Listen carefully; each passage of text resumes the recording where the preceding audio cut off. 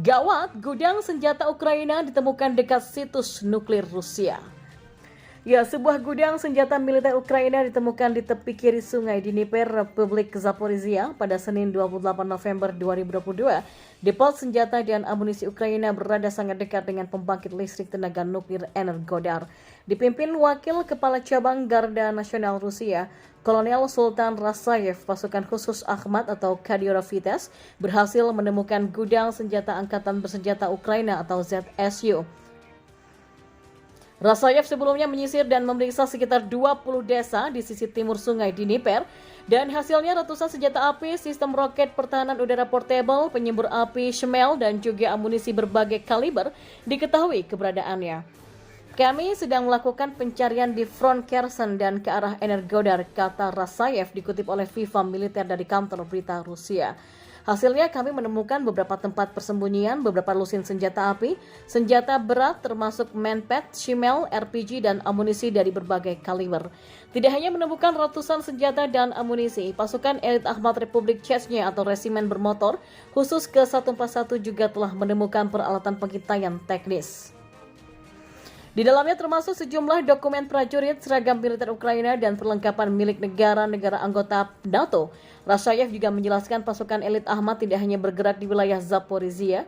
Sebelum memeriksa puluhan desa, pasukan Muslim Chechnya ini lebih dulu terlibat kontak tembak bersama Angkatan Bersenjata Rusia di garis depan wilayah Kherson. Ukraina sedang perang, Zelensky dan wali kota Kiev malah cekcok. Ya, Presiden Ukraina Volodymyr Zelensky dan sekutunya terlibat perang kata-kata dengan wali kota Kiev Vitali Klitschko ketika negara mereka sedang berperang melawan Rusia.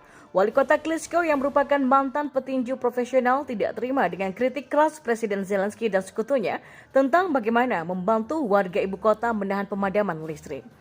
Klitschko mencemooh perselisihan di antara mereka sebagai tindakan tidak masuk akal di tengah invasi militer Rusia. Dia mengatakan 430 pusat pemanasan membantu penduduk mengatasi dampak serangan Rusia terhadap pembangkit listrik dan lebih dari 100 lagi direncanakan jika terjadi kondisi ekstrim. Presiden Zelensky marah pada pekan lalu dengan melontarkan banyak keluhan tentang langkah-langkah yang diambil di ibu kota. Saya tidak ingin terlibat dalam pertempuran politik, terutama dalam situasi saat ini. Ini tidak masuk akal, ada yang harus saya lakukan di kota, kata Klitschko dalam video yang diposting di Telegramnya.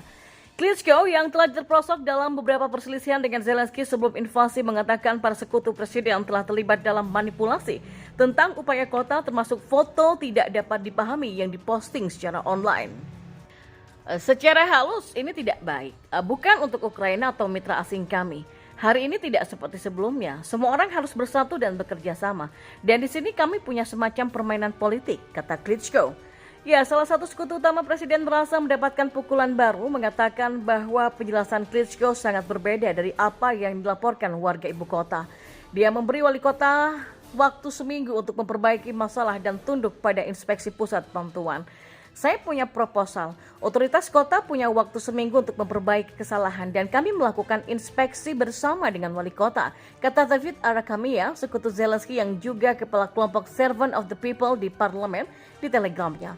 Zelensky dalam seminggu terakhir mempromosikan upaya ribuan invisibility sentries yang didirikan di seluruh Ukraina untuk menyediakan sambungan panas, air, internet, dan telepon seluler.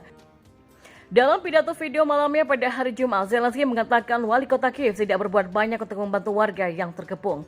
Ya, sederhananya dibutuhkan lebih banyak pekerjaan, kritik Zelensky. Ya, Zelensky sendiri terpilih dengan telak pada 2019, 5 tahun setelah Klitschko pertama kali menjabat. Sebelum perang, kedua pemimpin berselisih tentang cara menjalankan ibu kota dan juga layanannya.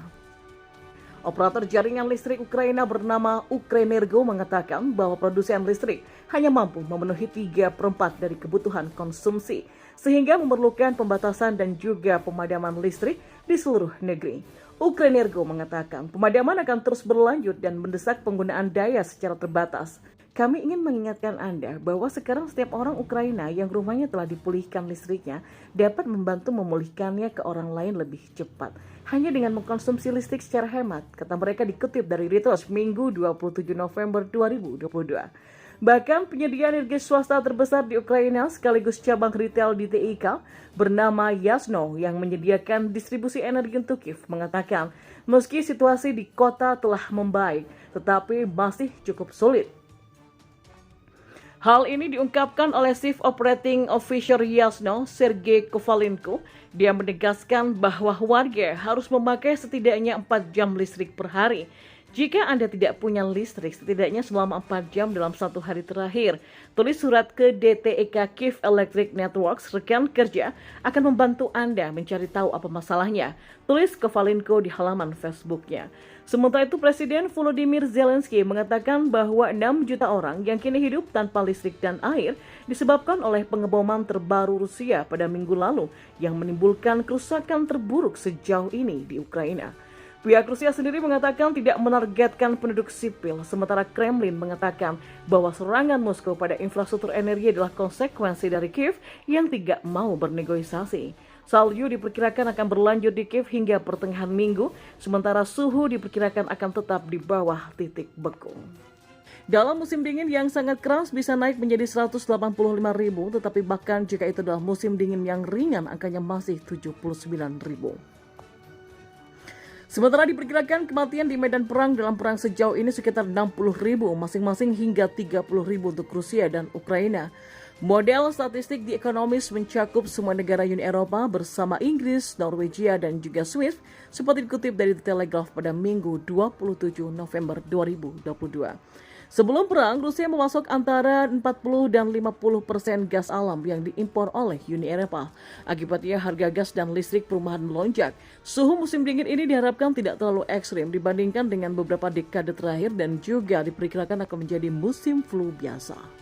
Model tersebut menemukan bahwa jika cuaca rata-rata, kenaikan harga listrik sebesar 10% dikaitkan dengan kenaikan kematian sebesar 0,6%. Hasil analisis itu juga menunjukkan bahwa Italia yang punya populasi yang orang tua lebih banyak dan harga listrik yang sangat tinggi akan mengalami kematian juga yang paling banyak.